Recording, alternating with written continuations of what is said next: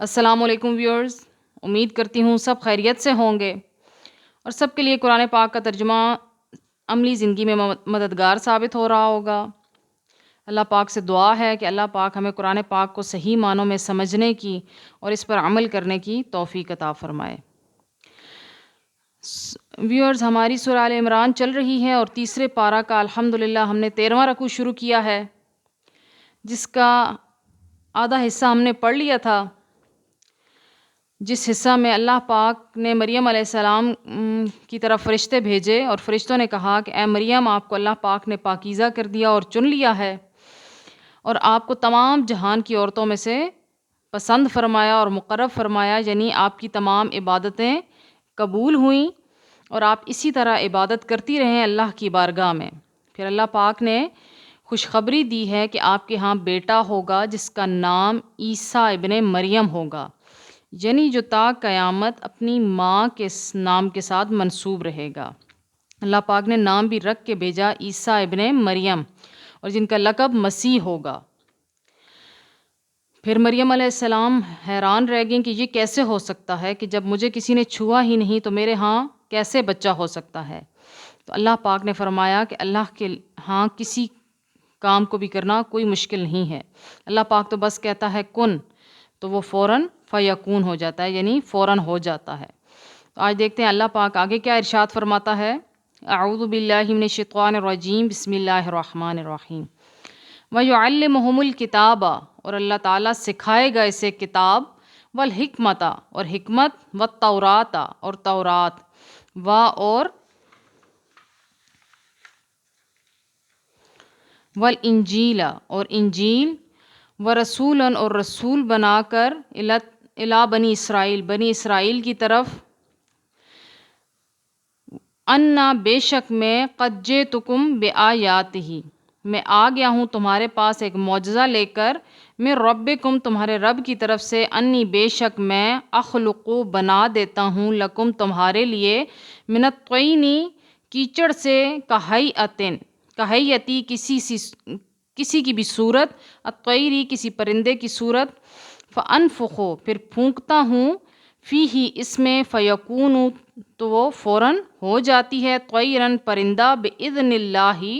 اللہ کے حکم سے، وابریو، اور میں تندرست کر دیتا ہوں، الاکمہ، مادر ذات، اندھے، والابرصا، اور کوہڑی کو، واحیی، اور میں زندہ کرتا ہوں، الموتى، مردے کو، باذن اللہ، اللہ کے حکم سے، وانبئکم، اور بتلاتا ہوں تمہیں، بما، جو کچھ، تاکلون، تم کھاتے ہو، وما، اور جو کچھ، تدخرون، تم جمع رکھتے ہو، فی بیوتکم، اپنے گھروں میں، ان، بے شک، فی ذالک، ان معجزات میں، لآیۃ، بڑی نشانی ہے، لکم، تمہارے لیے، ان کنتم، اگر تم ہو، مومنین، ایماندار ہو تو۔ اب اس آیت میں حضرت عیسیٰ علیہ السلام کے تمام معجزات کو بتایا جا رہا ہے، گنوایا جا رہا ہے کہ اللہ پاک نے ان کو سب سے پہلے علم عطا کرے گا، یعنی اللہ پاک ان کو علم عطا کرے گا کتابوں کا، دیگر کتب کا، جس میں توریت کا، انجیل کا، اور پھر انہیں لوگوں کی طرف رسول بنا کر بھیجے گا۔ پھر وہ کیا ارشاد فرمائیں گے لوگوں سے کہ اے لوگوں، میں آ گیا ہوں تمہاری طرف معجزہ لے کر۔ اور اب حضرت عیسیٰ علیہ السلام کے معجزات کیا ہیں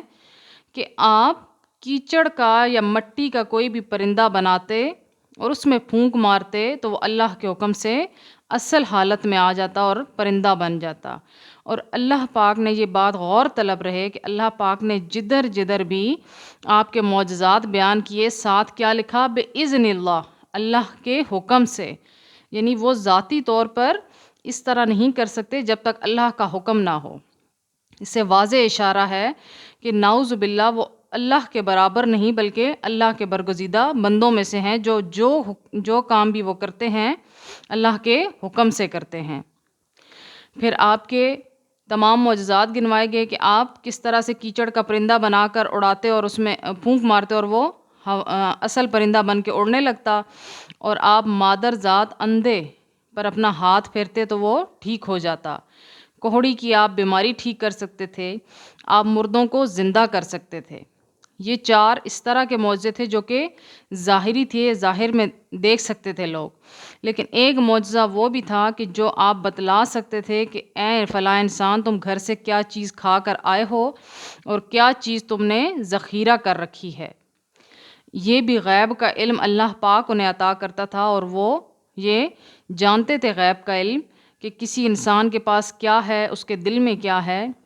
اس کے ظاہر میں کیا ہے اور اس کے باطن میں کیا ہے۔ تو یہ سب کچھ جو کچھ بھی ہے اللہ کے اذن سے ہے۔ اللہ پاک اپنی جناب سے اپنے انبیاء کو معجزات عطا کرتا ہے، اپنی نشانیاں بیان کرتا ہے اسی طرح کھول کھول کر، لیکن اس کا ہرگز مطلب یہ نہیں ہے کہ ہم اس کو نعوذ باللہ اللہ کے برابر سمجھ لیں یا اللہ کے ساتھ شریک ٹھہرا لیں۔ اللہ کی ذات وحدہ لا شریک ہے، اور جو وہ کر سکتا ہے وہ کوئی بھی نہیں کر سکتا، اس کے برابر کوئی بھی نہیں ہے۔